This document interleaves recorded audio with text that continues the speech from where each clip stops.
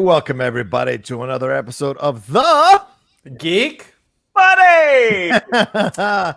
Hey!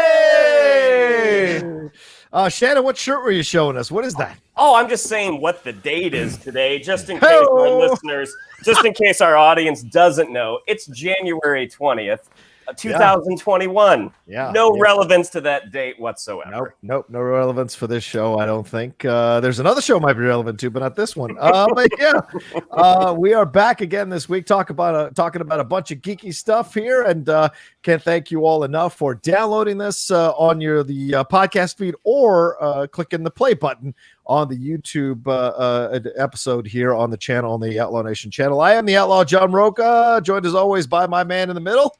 Hey, I am Michael Vogel. I'm a writer and producer of animated TV shows and movies, and very comfortable sitting in between these two gentlemen. And this is Shannon McClung. I'm an animation writer and a television actor where you may have seen me on Silicon Valley, Modern Family, and Teen Wolf. Hell yeah. And for those of you who are new to the show, welcome. For those of you returning, welcome as well. And for those of you who knew, the way the show works is each of us talks about one geek news item. We talk about it amongst ourselves, and then we move on to the next one. We'll do three of them, take a little bit of a mini break, then jump into our main topic. And our main topic today is this rumor that has surfaced thanks to Mark Bernard and Kevin Smith, their show that they have together, podcast that they have together. I think it's Fat Man and Batman. They released a possible rumor that Batman the Animated Series will be getting a new a new version of it, or a new a sequel, I guess you could call it. Reboot, follow-up, yeah. What would you call it, Michael? You're the animation guy. Not really. I mean, it's all such rumors at this point. Like, it may be a reboot, it may be a continuation. Yeah. We'll talk about it in a little bit, and we can talk about which we would prefer. What they said was a sequel series. That is what Mark Bernardin actually said. I like it. And sequel. But we're going to get into that as our main topic, so stay tuned for that. But first, let's jump into our... Who's going first? I'm going first. That's You're right. going first. All right. Much to Michael Vogel's chagrin, Zack Snyder still in the news with Zack Snyder's Justice League. This broke a couple of days ago. He was on Vero again, where Zack Snyder loves to drop tidbits and information, little news, to mess with the fandom and also to uplift the fandom. Well, he talked a little bit more about his cut of the Justice League in a Q&A with the fans. He went to the comments section, and some of the fans were asking him questions. And one fan asked Snyder whether the cut would be released, the Zack Snyder Justice League cut would be released as a quote series or a one-shot watch of a movie. To this, Snyder simply replied, one shot. So that seems to be indicating to a lot of people that now maybe they're abandoning this idea of it being a 4-episode miniseries, and in fact will be a 4-hour-long movie of Zack Snyder's Justice League, which I think he's changing the title. Even I've seen rumors online that he's going to change the title of the film eventually. But Michael, I go to you first. A 4-hour feature film. Now, I know you're not the biggest fan of this coming out necessarily. You are going to watch it, but do you feel a little more comfortable that it's a feature film now versus a 4-episode miniseries, or do you feel less comfortable with this situation? I mean, I feel like I don't care. This is like we're now getting to the point where, and look, I get it. People are excited. Be excited. Live your truth. Yeah. We're getting to the point now where like every thing that is mentioned about this movie becomes a huge news story, and everyone starts tweeting about it, and including us talking about it right now. Yeah. And I'm kind of like, I just don't care. Like, is it going to be 4-hour-long episodes that they release over 4 weeks? Are they going to drop all 4-hour-long episodes at once? Is it going to be dropped as one cut? I don't care. Let's just get it out there. Let's just get it out there and see and watch it. My enjoyment or lack of enjoyment on this is not going to be dictated by the chunks with which I can watch it in. It will be the quality of the thing as a whole. So I am not. This to me was I don't have an opinion on if this is a good thing or a bad thing. It is a thing. It's not even really a thing because we haven't had anything confirmed yet. It is this thing is coming out in some form, and we will watch it.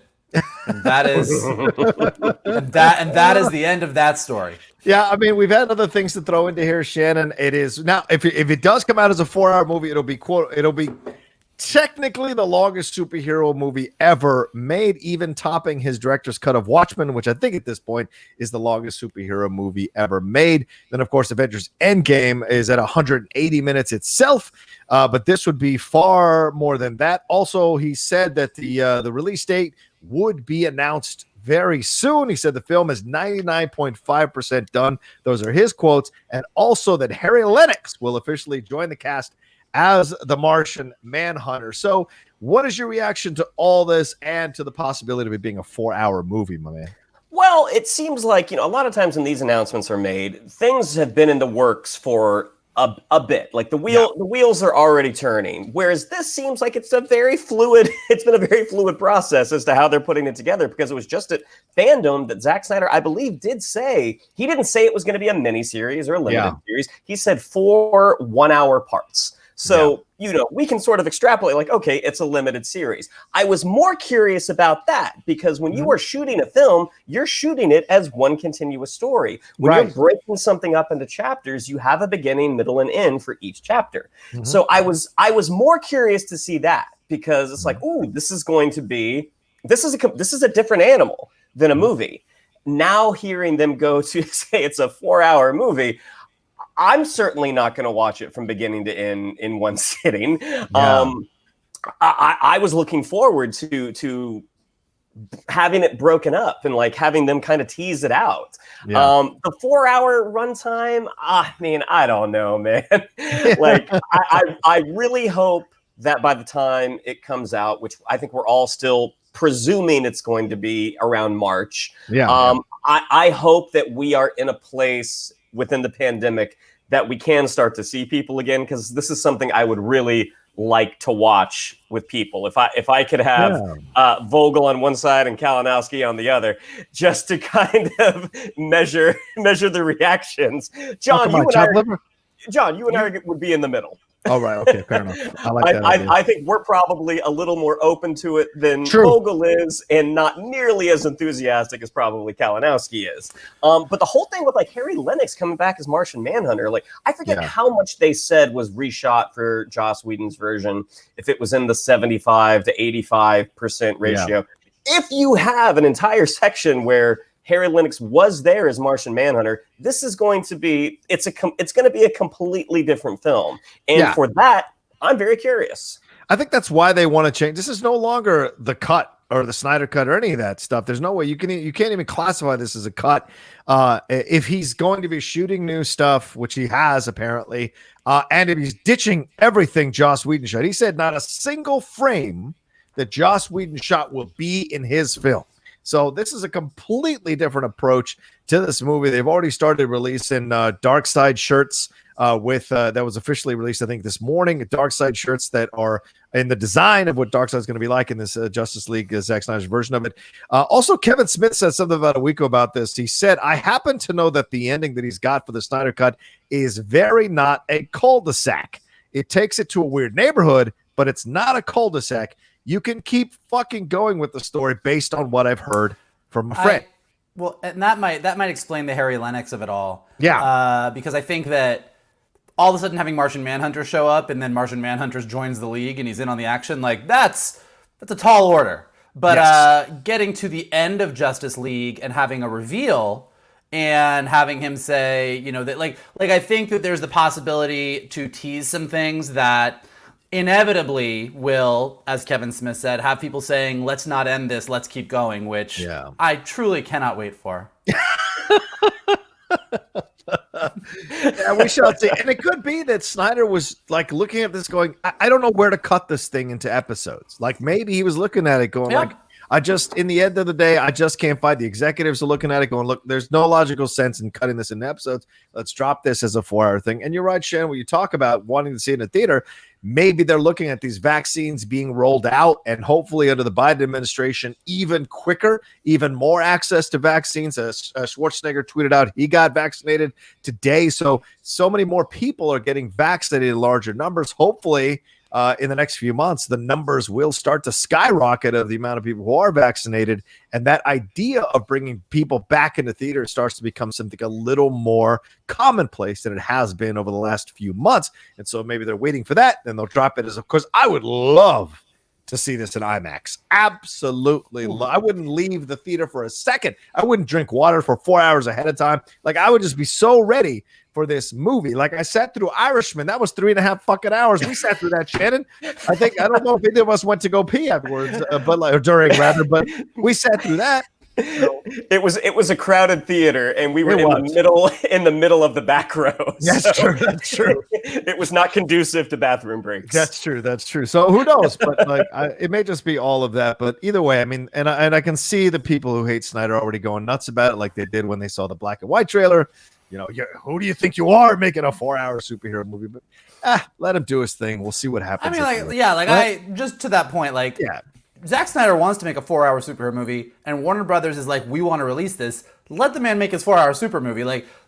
Clearly there is an audience to watch this. Clearly HBO Max thinks that this is going to be good for them, and I agree. I think it will be a great thing, a huge draw for them. So there's no reason. It's one of those funny things we talk about a lot. Like, I personally could completely do without this. I'm more than happy for DC and Warner Brothers to move on past Zack Snyder's take on what he would do with the DC universe. Yeah. But I don't begrudge anyone who's excited about it, and I certainly don't begrudge Warner Brothers for thinking this is a good idea, because it really is. I mean, the buzz, as I was saying, the buzz that they get on any little tidbit of news is huge. So I get it. I am not excited about it, but I get it.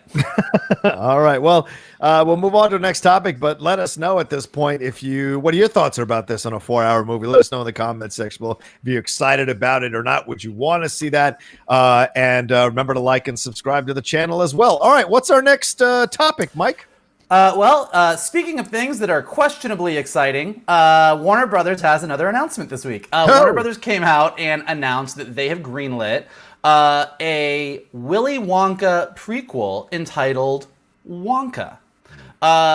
Most people's response so far seems to be, do we need a Wonka prequel? But in a bit of interesting news, it's going to be directed by Paul King and co-written by Simon Farnaby, who actually brought Paddington and Paddington 2 to the big screen. And Paddington was another movie that people were kind of like, do we need a Paddington movie? And if you've seen them, they're delightful. Particularly Paddington 2 is a completely adorably lovely movie. So there's a little bit of excitement around that. Like, this is a team that managed to take something that could have gone really, really poorly and made a movie that was whimsical and fun, which are definitely two words that you want to associate with Wonka.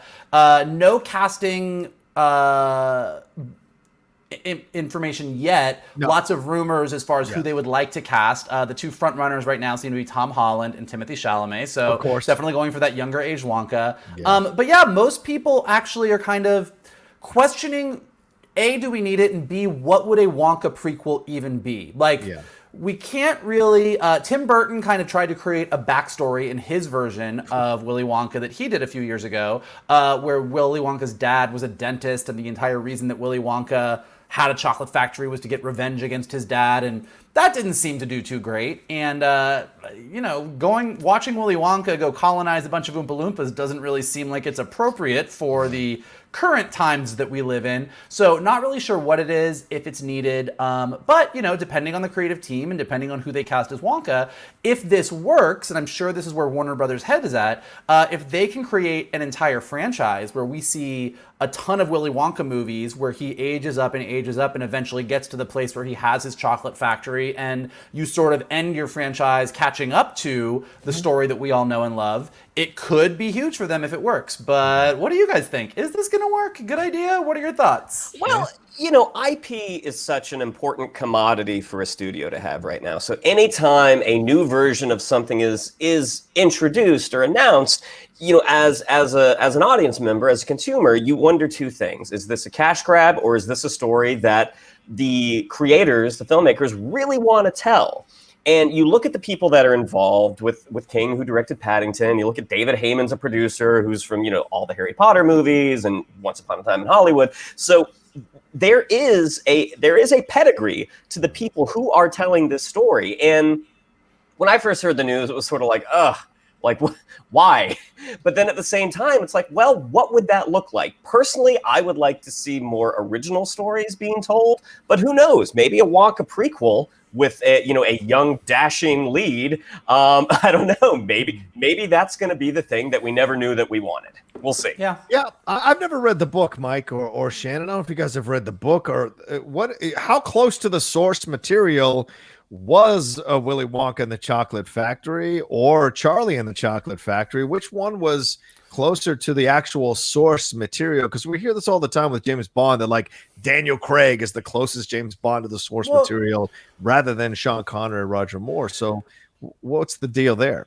I mean, both of them are not quite like the original book. Okay. I'd probably say the original is a little bit closer, only because, as I was saying, kind of Tim Burton kind of brought his whole own backstory to Willy Wonka that isn't there. And so I think that the original, while definitely being its own animal and definitely taking liberties with the story that aren't there, kind of hits all the beats of these kids come to the factory, they all misbehave in different ways. Right. Charlie makes it to the end. Like the both movies definitely expanded upon the story, but I think the original's closest. And then there is a sequel, Charlie and the Great Glass Elevator, that is not nearly as good or as beloved as the original, as you can tell, because nobody has made that into a movie.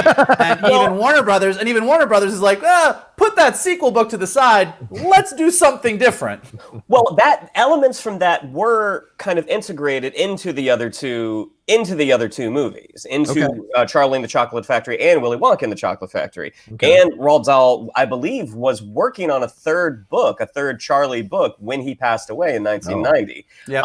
So yeah, I mean, going to the past might be the more fruitful storytelling territory. Yeah. I do in my, like, if somebody came to me and I was lucky enough to be on Outlaw Nation last night with Johnny, and we were talking about developing new IP and people coming to you and saying, what would you do with this? There's something in a sort of Indiana Jones meets Candyland, whimsical, fantastical thing that if they can nail an adventurous vibe with a young hero who's going on these amazing adventures and making all these crazy discoveries that are sort of candy and chocolate based, that sort of leads to this guy creates his factory. Like I think there's something there. I think the chances of hitting that target are tough. So I think they've got a big, challenging road ahead of them. But it's like my creative spider sense tingles slightly about like, there's something there, but I'm not quite sure what it is. Yeah. My initial reaction, I tweeted it, was, no. It was Jim from The Office going like, no, I don't want it. And a lot of people feel this way as well. I saw a lot of people tweet about, do we really need this? And people talking about, as you mentioned, Michael, earlier, this idea of, the white guy colonizing people of color, the Oompa Loompas. It is a troublesome situation. But that being said, the fact that the people involved with Paddington are involved with this makes me take a little bit of a half step back to be like, okay, maybe they can create something here that's actually sweet, that's actually brilliant, that actually connects to multiple generations, and that actually brings back the magic that so many people felt about the original. People love the original. And so it's like, if they can bring that back and remove some of the troublesome aspects, or maybe massage some of the troublesome aspects in a way that's consumable by most people and acceptable by most people, then it was worth the effort. But I agree with you, Mikey. It is a very, very tight target to hit, what they're trying to do, considering the backlash to this news yesterday. Yeah, I do think part of what makes Gene Wilder's performance so fantastic in the original is that we don't really know a lot about Willy Wonka. He just gets to play this wacky dude who has a chocolate factory and is just having the time of his life, and he's a weirdo and he says random things, and you don't. And so I would say that, like, I hope that even though this is a prequel that is going to give us some backstory, I hope they don't feel the need to over-explain. Right. If that makes sense. I think that if you if we can just accept the world on certain terms, don't explain to me how he goes to a magical world where there's a chocolate river. He goes to the Amazon and there's a chocolate river. There's a level of, like, let's just accept that the world is kind of crazy and weird and not come up with a concrete explanation for everything that I feel is the road. That being said, I think that is kind of the vibe of the Paddington movies. So I do think that there might be a chance that they'll create something fun. But yeah, we'll see. I'm sure we will have lots more to cover as more news comes out. Yeah, for sure. All right, Shannon, what's our next topic here? Trailers. Oh. So as our audience knows, we try not to get too negative. Like there are definitely things that we might not be excited about, but we try not to shit on anything because, making Justice League. I literally just said that I'm super excited. People are excited. Let people be excited. We try not to, but we are human. We are not perfect. So the things that we pick out a lot of times, especially in our trailer park segments, it's things that we're either really excited about or things that just look bananas. And two of the things we're going to talk about today are bananas. So I am going to start with the newest Nicolas Cage vehicle that is called Willy's Wonderland. Now, this is the type of movie. It's basically Nicolas Cage looks like he plays sort of a drifter who gets hired to clean a Chuck E. Cheese-like establishment called Willy's Wonderland. And as he is there, it seems that he does battle with a bunch of demonic animatronics. Now, if you've been following Nicolas Cage's career the past 10 years, you can never say he doesn't commit. True. And watching him in this trailer as sort of this mostly silent warrior of the animatronics, this looks so freaking crazy that I think if Nicolas Cage had not gone down didn't he have some tax problems? Like he was a while, but he was working for paychecks for a good bit. But even in those paycheck projects, Nicolas Cage commits. If he did not have that history, I would be absolutely jazzed to see this. I'm like, this is such a weird, freaking idea that I think it potentially could be a blast. Looking at it in this through this prism, I'm like, okay, this looks like it was probably a paycheck movie. That being said, Nicolas Cage versus evil animatronics, I'm in. Gentlemen, what do you think of this one? Mike? Didn't we just get like that? Well, didn't somebody release like a kind of like low budget banana splits? Splits. That was basically this, but with the banana splits. Like this is like the second trailer I've seen in recent memory where animatronic creatures try and kill you. Like we're a generation of people that grew up terrified of Chuck E. Cheese. Apparently, this movie looks like stupid. I was gonna say stupid fun, but I don't know if it's earned the fun yet. I mean, it looks ridiculous. It looks super low budget. It's like you have these these creepy animatronics attacking Nick Cage in this warehouse, but like everything is really in a lot of shadow, a lot of darkness to mask the practical effects. It looks like something. Yeah, it looks like it was something that was made on a shoestring budget. Nick Cage is like, why am I here sort of look on his face. And then he starts attacking a bunch of creatures. And then like in the trailer, they're like, he's not trapped in there with them. They're trapped in there with him. And I was like, okay, this is what this is. I mean, a good barometer for this trailer is if Nick Cage wasn't in this trailer, we would not be talking about this right now. So who knows? But it looks pretty stupid. That's my. Yeah. I've looked at some things. People are saying it's a kind of a blatant ripoff of Five Nights at Freddy's, which is also about things coming to life while overnight at a semblance of like an arcade or whatever. So this kind of has that vibe to it. And look, I love that Cage is still around. I love that we have every once in a while it's like a graph. Every once in a while we get those spikes of Nick Cage. It goes back down to spikes in Nick Cage. He's on that Netflix show, the Curse Word Show, which is actually really a delight to watch. He's actually damn good in this thing. But then looking at this is a Saturday afternoon a film that you go on the matinee and just have a good time and have a couple of beers afterwards. This looks like a blast. I hope it's fun, and if nothing else, and this is something Nick Cage did probably in a week. He was in and out in a week, and he was good to go. Because I imagine the kids probably carry more of the film than Cage does. You'll probably see the kids more than Cage itself. And I love seeing Beth Grant in anything. So see her. I love it. She's like, Sack up, we're going to Willis. And then, of course, they use the Watchmen line, he's not stuck in there. They're stuck in there with him. All of that works. I imagine we won't see a lot of Nicolas Cage in the movie, but we see enough for us to enjoy. But you don't sell this film on the kids. You sell it on Nicolas Cage. So that's why the trailer focuses on him. I don't know if you sell this film, period, but we'll see. It got made. And the screen media is chicken soup for the soul production. So very interesting how they sold enough books to start a production company. Shout out to them for that and for screen media. But yeah, it looks like a lot of fun. I hope it's good. But it could absolutely be horrible as hell. Who knows? I know it, and it will be here in like 3 weeks. Yeah, February 12th. It comes out on video on demand. February 12th, yes. And our next trailer, Mikey. So slightly more high profile. Just a scotch. The Russo brothers, their next project that's coming out. Oh. Did we lose you? Oh gosh. Uh-oh.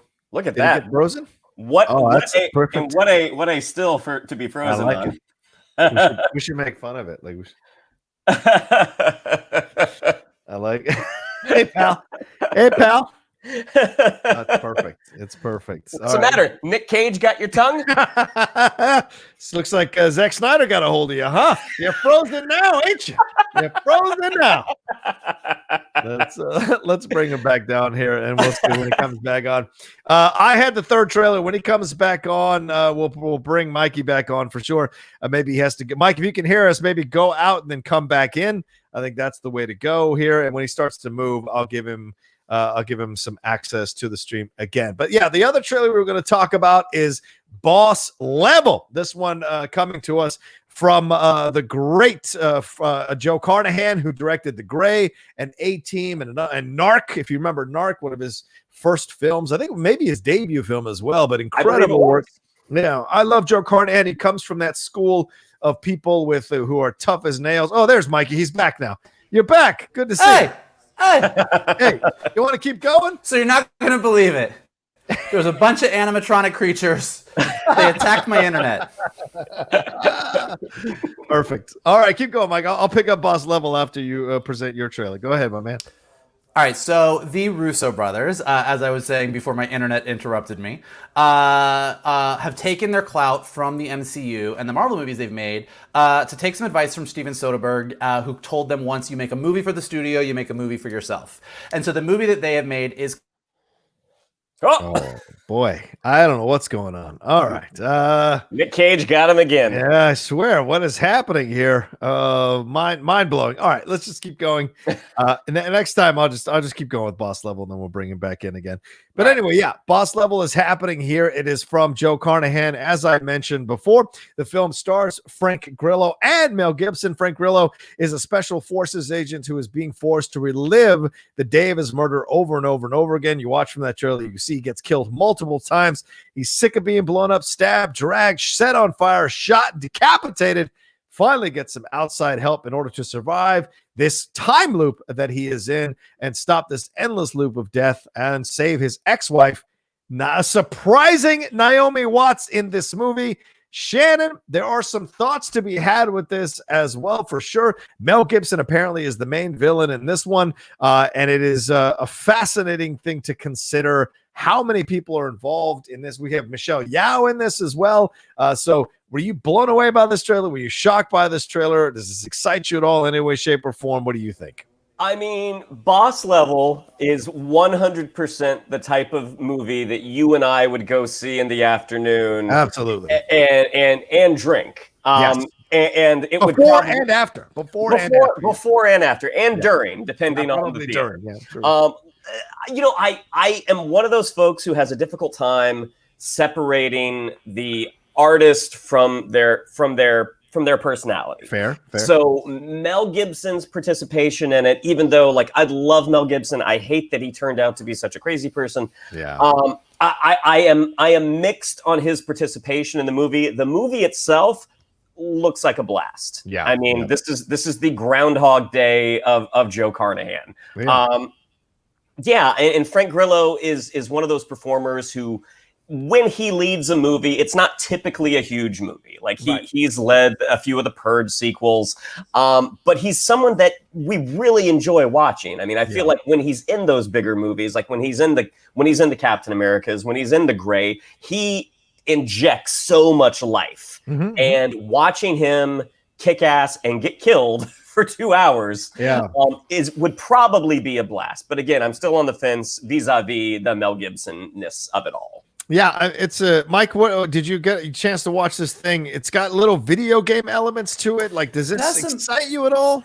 Yeah, I'm intrigued by the whole thing. I find it interesting. You know, it's going to be on Hulu, and Hulu previously this year had a bunch of success with Palm Springs. Right. I just love that Groundhog's Day has just become a genre in and of itself. Like this is a type of movie that we all understand what it is, and everyone's just having fun with the genre. And Hulu's now gone back to this twice. Yeah. So not sure if they're super enamored of this, and we're going to see a series of Groundhog's Day movies. But it's like great. You know, Palm Springs was sort of the comedic, romantic take on the Groundhog's Day formula, and this is the sort of action-packed, video game style Edge of Tomorrow, you know, is the big-budget sci-fi version of this. And so we've seen enough of these now that it's become truly almost a genre in and of itself, and this looks exactly what you guys said. Like, this is something you see in the afternoon, you have a couple drinks, you have a blast, and you come out and you say, that was a good time. If that was ever on TV, I'd probably sit and watch it, but I'm not going to go seek it out. Yeah, exactly. It's not every movie has to be Citizen Kane, ladies and gentlemen. You have to judge these movies by the parameters with which they're presented. Did you go and have a good time? That's all that matters.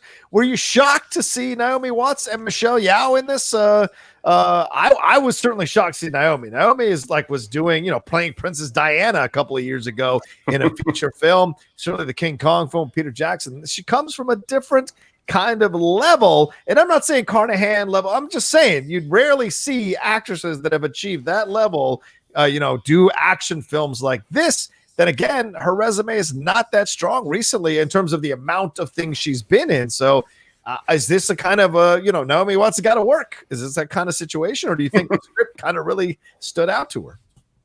I mean, I think it could be both. I mean, Michelle Yeoh pops up in really fun stuff, and it looks like this will be a great Obi-Wan Luke relationship as she teaches him how to wield a sword so he can fight that one villain. Right. Naomi Watts, I mean, I actually thought the same thing, John. I mean, when she popped up, because at first I was not dismissive of the movie, but it was very much in its box. Right. And when Naomi Watts popped up, I was like, wow, okay, so either this is lending it a little bit of credibility or she got to pay rent.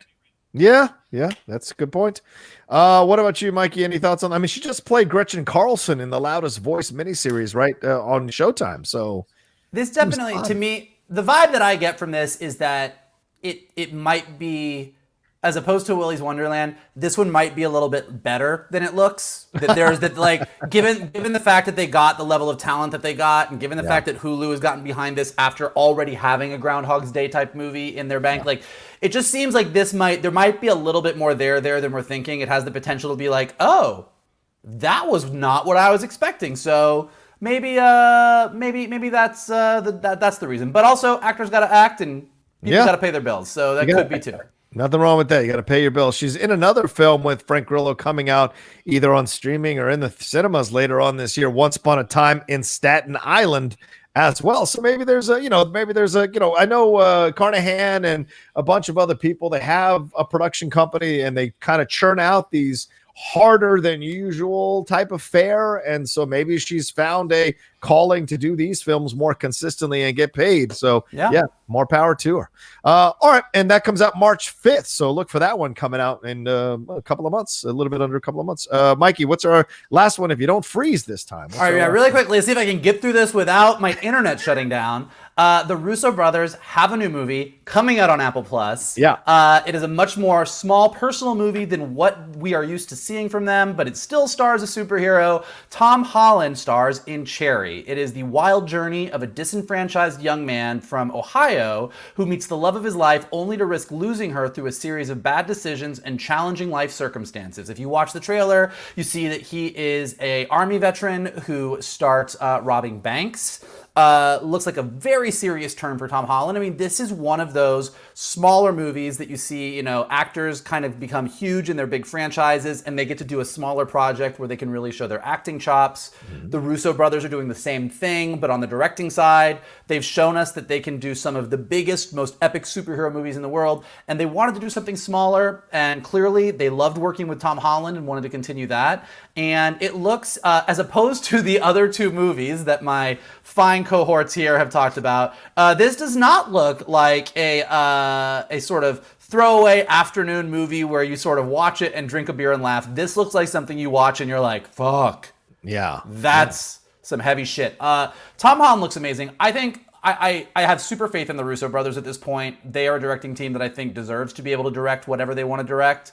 And Tom Holland is quickly proving himself to not only be a super charismatic, super heroic actor, but like a fucking great actor. Like he may be one of the greats of the next generation when you start looking at some of this other work that he's doing. Like the dude can dance, he can sing, he can superhero, he can web sling, and he can really bring the heat with the acting. So definitely not one that I would say can't wait because it looks like it's a heavy thing, but I'm definitely curious to check it out.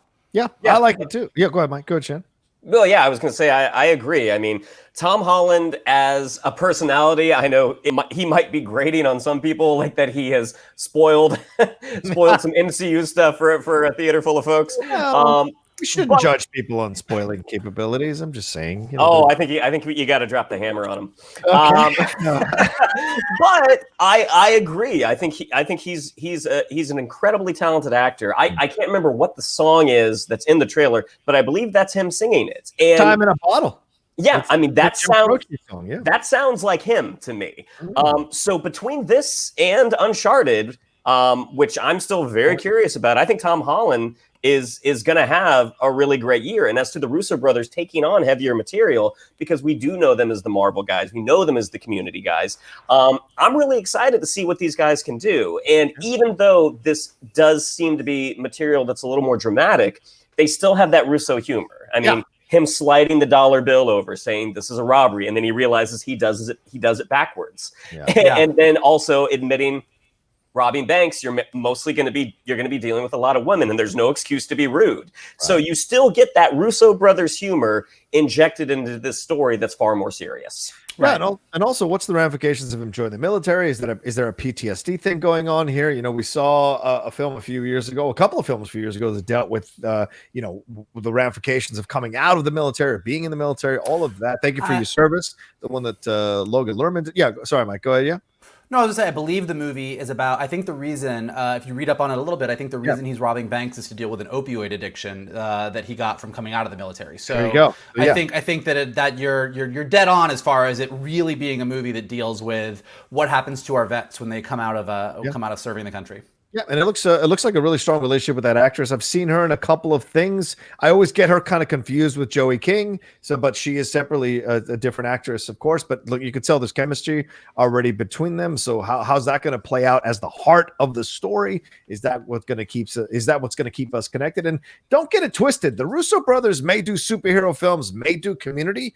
There's some real shit being explored in both of those franchise. In essence, both of those situations. There's some, having done a recent rewatch of Community, there's some really strong, powerful episodes of the stuff that they endure or confront.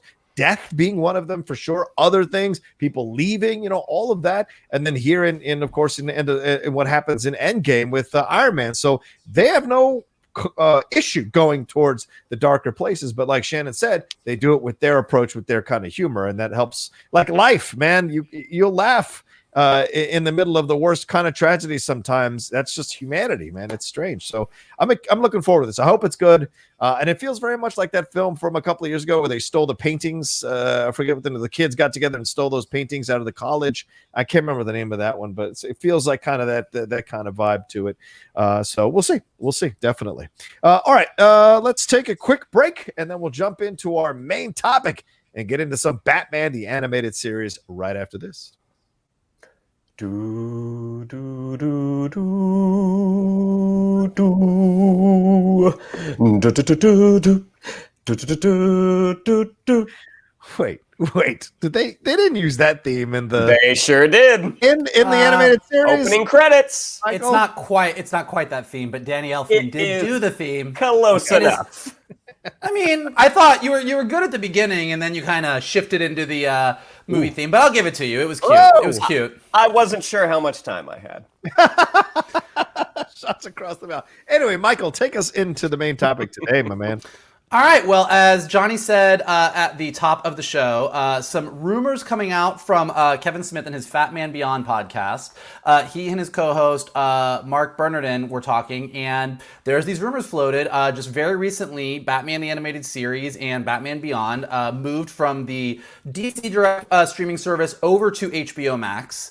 And I think have been doing really well. I've been watching them. I know a lot of other friends of ours, it's kind of going back in and kind of rewatching their favorite episodes. And apparently it's going really well. And there's clearly a fan base there. And the rumors are that Warner Brothers, HBO Max, Warner Brothers Animation are talking about doing, as Shannon said, sort of a sequel / continuation of Batman the Animated Series in modern day. And so, of course, Batman the Animated Series may be one of the pinnacles of television animation of the past several decades. When it came out, it really blew people away. It's the thing that put Bruce Timm on the map. It led to The Adventures of Superman animated, Justice League Unlimited, Batman Beyond, the entire DC sort of animated universe for several years that all kind of had that Bruce Timm style and ultimately all sort of tied together as one universe before we moved on to sort of nude things in the DC animated realm. And so huge fan base, gorgeous animation, kind of teeing off the vibe of Tim Burton's 1989 Batman film. So a darker Batman, a more moody Gotham City. When you go back and watch it now, it's almost shocking that it was a kids after school animated action series because it has this noirish 1930s vibe. Like, it's just amazing. So definitely a lot of excitement. The second that the rumors came out, they flooded through the internet. Lots of opinions. Even amongst our friends, there is some diverse opinions as far as whether this is a good idea or a bad idea. But definitely a lot to talk about. Gentlemen, what do you two think about this? Johnny, go for it. All right. I love this idea. I think this is great. Look, as a guy who is constantly knocking on the door to do voiceover animated series, it is great to see one of the great ones, one of the ones that they put on the top shelf, get taken down again, brushed a little dust off of it, and get a new analysis of it to be like, well, maybe we can do some more of these. And I remember they just, when we were in New York Comic Con a couple of years ago, they announced that they were going to reissue them in Blu-ray in 16:9. So they've been cleaned up for people to consume in even more beautiful ways, as Michael talked about, the lush animation within it. So that's something to re-experience. And maybe that has been the key here, as we've seen so many people, like Young Justice came back because there was this groundswell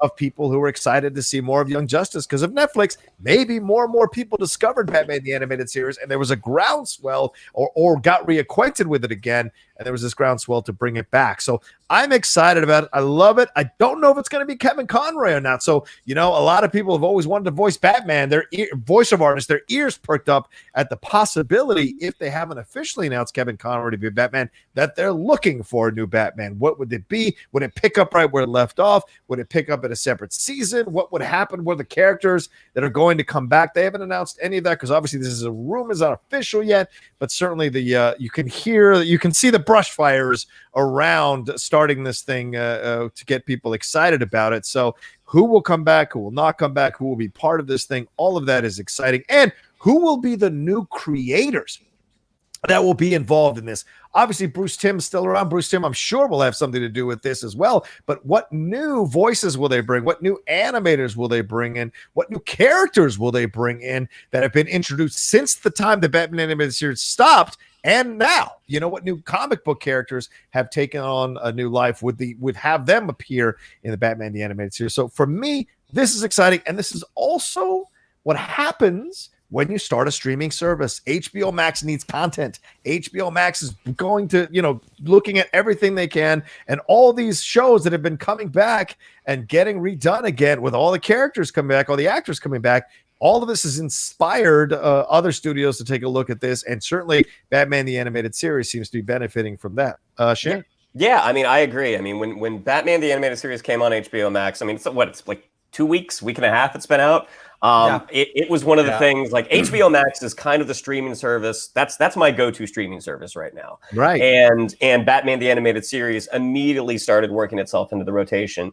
And thinking about what Mike had said about sort of, you look at the pace that these episodes, they took their time. I mean, they definitely made them, I mean, I feel like but animated programming is different now. And I hope that they go back to their old style. And because it's on a streaming service, you might be able to deal with some more mature storylines. I mean, you have 20 plus years of Batman history that has occurred since Batman the Animated Series went off. You know, they didn't use Jason Todd in Batman the Animated Series because Robin getting murdered was probably a little heavy for the WB after school kids programming. You have the inclusion of Damian now as Robin. You have so much material that you can work with. And as far as I remember, Batman the Animated Series basically just kind of transitioned into Superman, into Justice League. So there was no definitive end. So you can kind of just pick up where you were and keep going. This is something that I'm really, really excited to see, because the noir setting is something that most current programming does not use. And to see them get back to it, to again just sort of revisit this series that they weren't running out of stories. I mean, Batman is one of the deepest properties that you can use, and I am so thrilled that there's the possibility that we might be getting more. Yeah, Mike. Look, I think that kind of to Johnny's point on the voices of it all, there's been a lot of Batman versions, and we've had a lot of actors kind of fulfill the Batman. It feels like if you're going to do a continuation of Batman the Animated Series, you probably got to go with Kevin Conroy, Mark Hamill. Like these guys have, like, even through the Batman Arkham games, like they sort of defined that role, and like this is where it started. And so I think hopefully they're planning on going back to that. Hopefully they're planning on bringing back some of that creative team that worked on it, and hopefully they're bringing in some new people to give it a new perspective. I mean, one of the big differences where we are today is that when Batman the Animated Series came out, each one was kind of its own little gem of a story.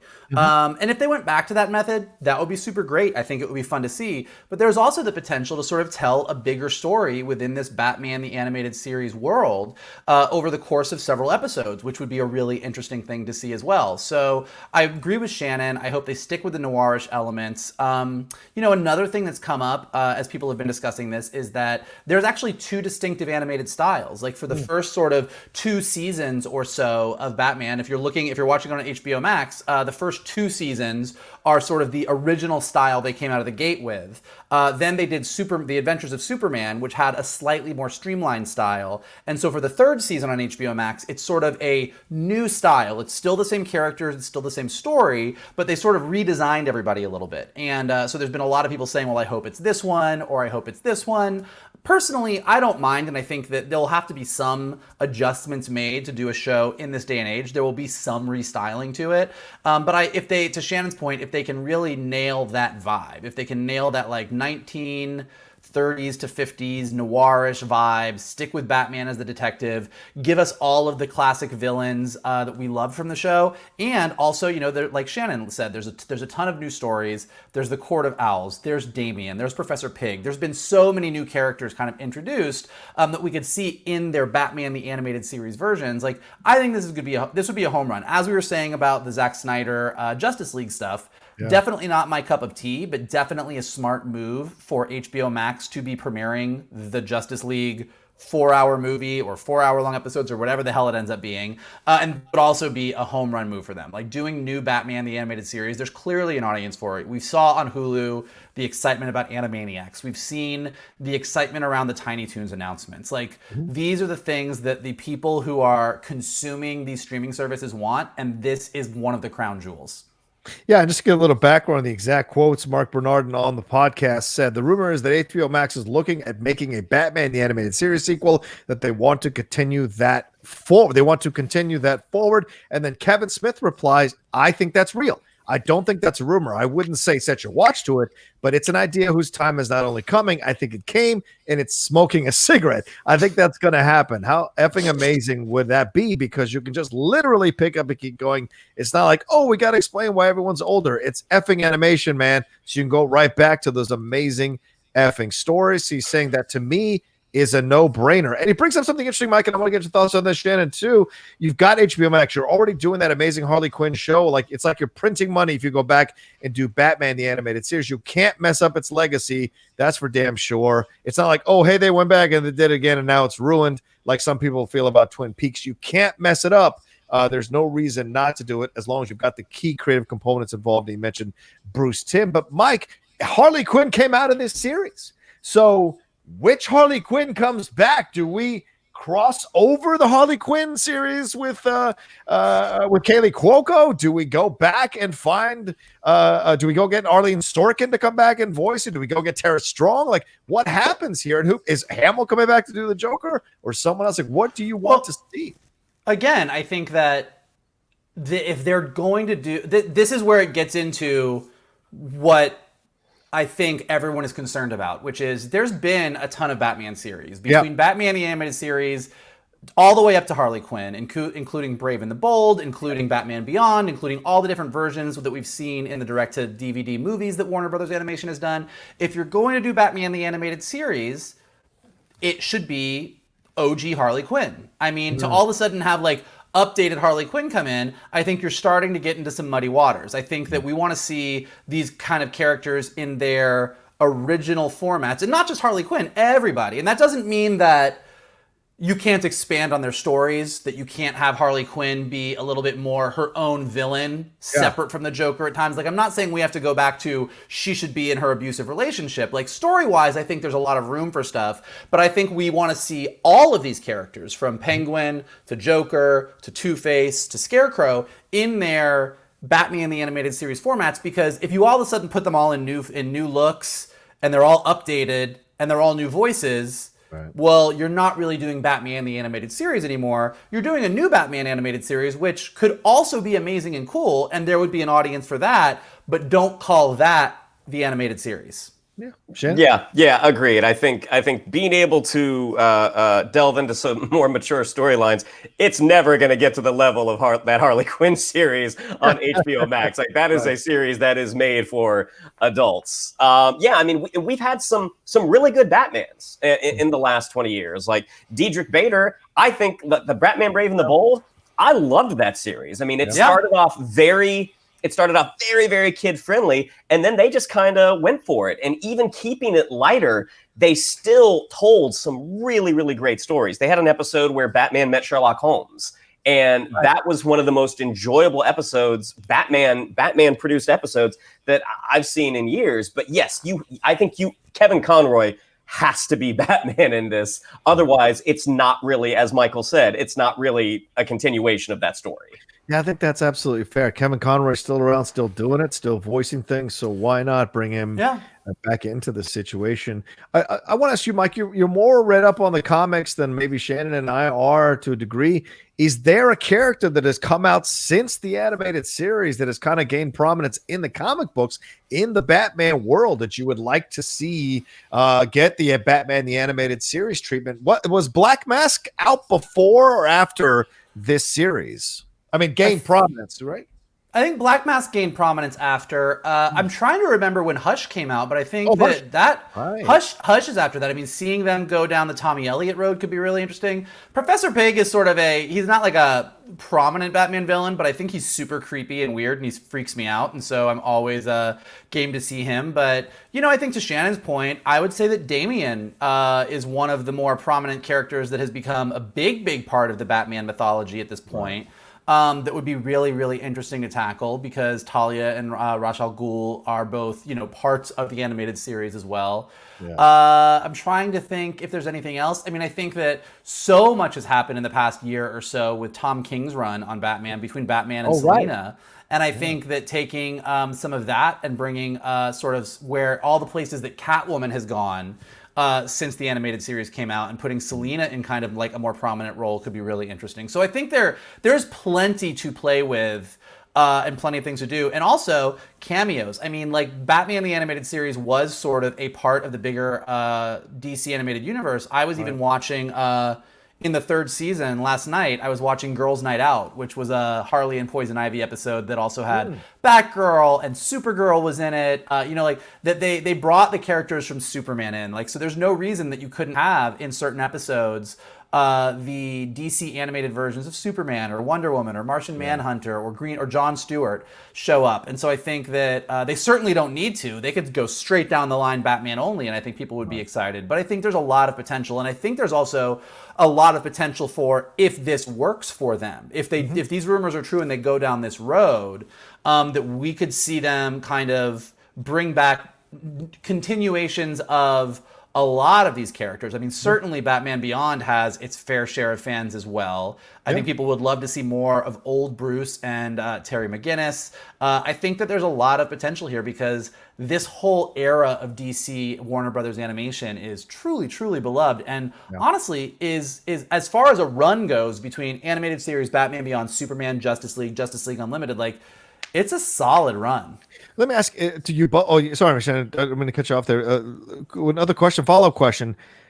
Every time a series ends, I think there's always like unresolved storylines or unresolved elements that you would like to see come back. Are there any unresolved storylines from that original Batman animated series that you'd love to see them pick up and maybe answer or explore more or anything like that if they were to do a revival of this series? Not that I can remember. Again, they didn't have any giant arcs. Like, that's not really something that that's not. They were all something singular episodes, is what you're saying. Yeah, I mean, they acknowledged the existence of prior events, but it wasn't necessarily integral to the DNA going forward.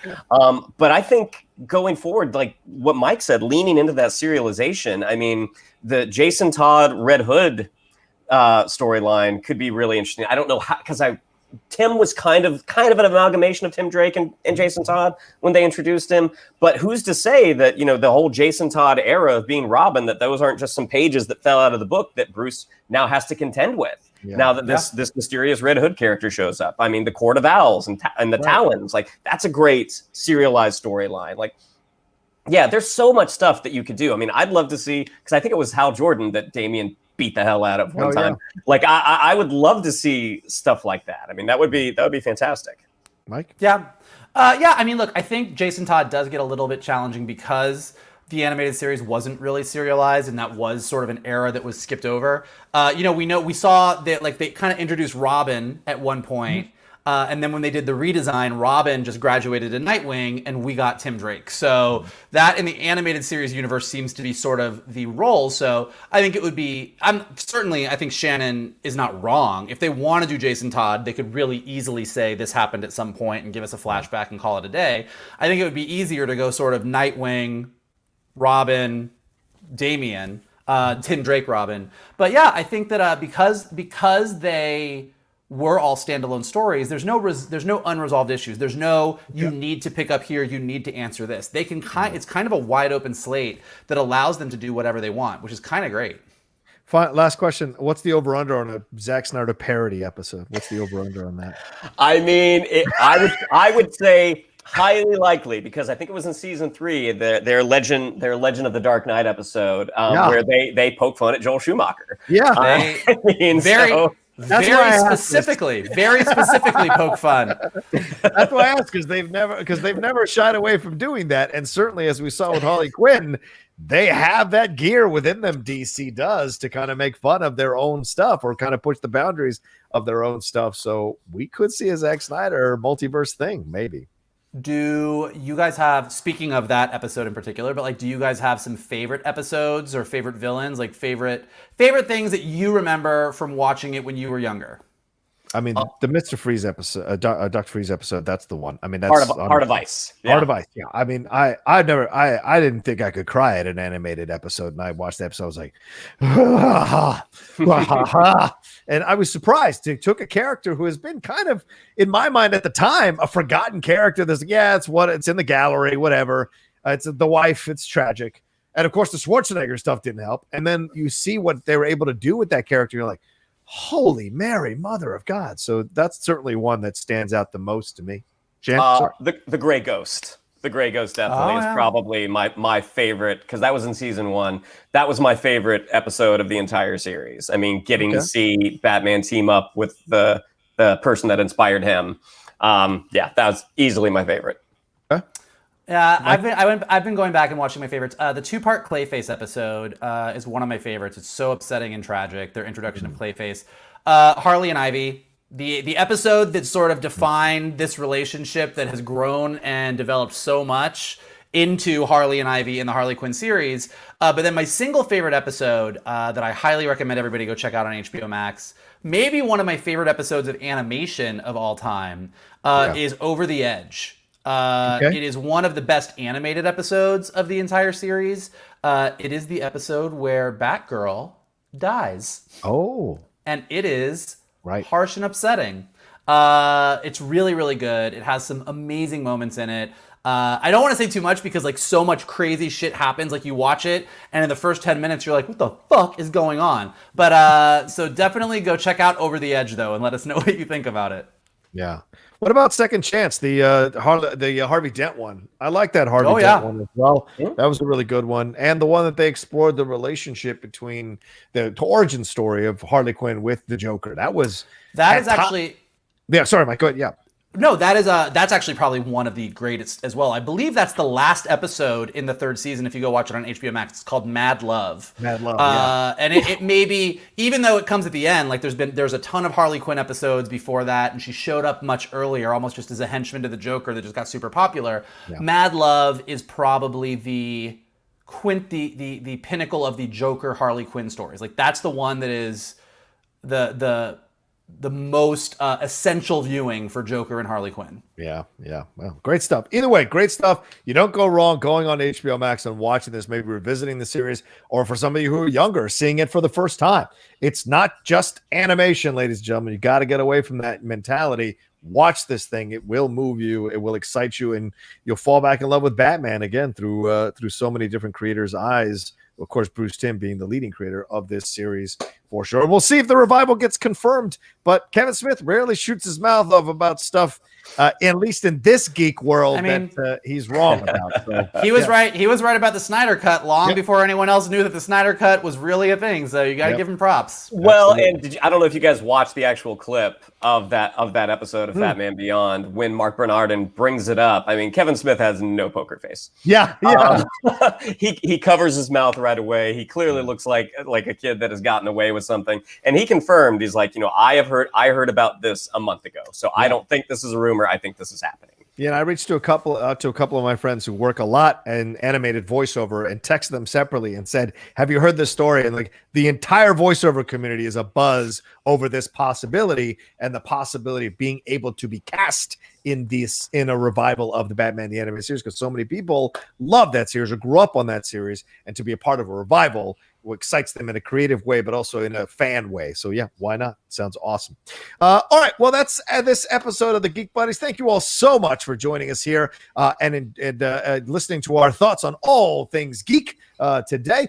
We can't thank you enough, whether you downloaded it on the podcast feed or you watched it on the Outlaw Nation YouTube channel. We appreciate madly. Shannon, how can they tell us how much they love us? Yeah, if you'd like to follow us on social media, on Twitter, it's at geek_buddies. On Instagram, at @the_geek_buddies. If you'd like to follow me on social media, on Twitter, it's at Shannon_McClung. On Instagram, at Shannon the Geek Buddy. If you would like to follow Mr. Vogel, it is at MK2. And if you'd like to follow Mr. Rocha, it's at The Rocha Says. Mikey? Look, guys, clearly I need money. My internet's not working. We need more viewers. We need you guys. I got to pay the bills. I don't know. If you only knew the truth behind that, the false truth behind that statement. Go ahead, yeah. Listen, here's what we need. We need your help. We need you. Here's what you can do. First of all, you could hit the like button below, subscribe to Johnny's Outlaw Nation page. It's got a ton of amazing content that you should be checking out. If you are listening to us on Anchor or Spotify or Apple Podcasts or anywhere that podcasts are available, give us some stars, give us some ratings, leave us some comments there. It helps us go up in those rankings. Leave some comments below. And share this link, share it on Twitter, share it on Facebook, send it to your friends, tell them there's these geeky guys, the middle guy needs a handout, and we need your help. He says that with Grogu behind him, made from 100% pure jade. Well, the things you need in life. And for sure, and like Mikey said, we've got such great content here on the channel and Geek Buddies content as well. For those of you who missed it, our review of WandaVision almost at 10,000 views as we're recording this, WandaVision episodes 1 and 2. So if you've watched WandaVision episodes 1 and 2, watch our Geek Buddies review with our special guest, Emma 5. Episode 3, we'll be reviewing that. We'll be dropping it on Saturday. And hey, maybe you're one of those people who kind of plays along with people talking about WandaVision and you haven't watched it yet, or you haven't watched like what led up to it. We also clipped out our 20 to 30 minute discussion from last week's show as a separate video for you to just watch that, the road to WandaVision, and that'll get you caught up with everything you need to know about what's going on between Vision and WandaVision before you watch the episodes. Watch those episodes and then watch our review, and then join us for the episode 3 review this weekend as well. All right, that's it from all of us. Thank you all so much. Have yourselves a great rest of your day, and remember, it's a new dawn. It's a new day. So try to find the positive stuff. Keep your social distancing appropriate, and wear your masks, and stick around and hang out with us here, and catch us next time for another episode of the Geek Buddies. Hey!